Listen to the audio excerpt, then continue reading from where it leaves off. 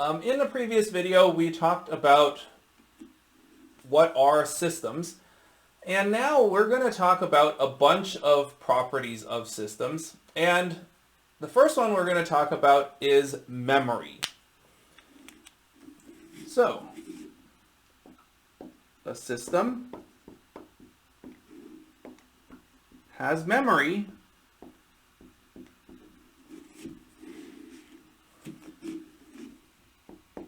if the output at some time t0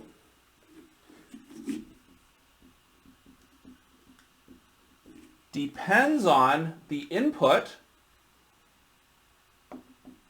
at some time that's not t0. So sometime t1, where t0 is not equal to t1. Okay. So what does this mean? This means that the output right now might depend on the input from yesterday, or maybe the input from tomorrow, or the input 5 days ago, as long as it's not right now. So the only way a system does not have memory is if the output right now is based on the input right now. So let's look at some examples.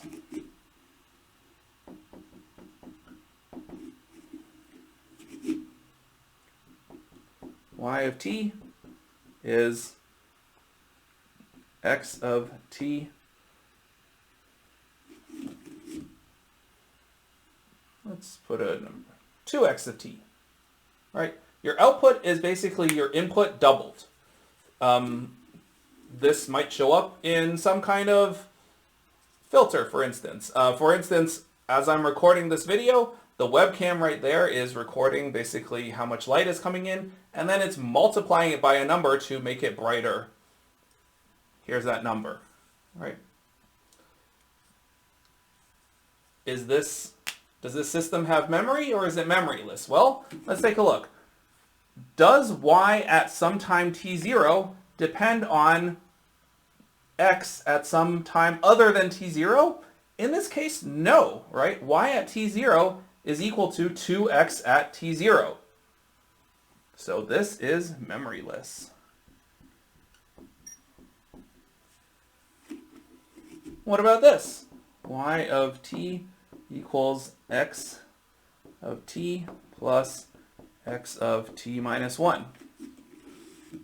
So the current output depends on the current input plus the input, whatever the input was a second ago.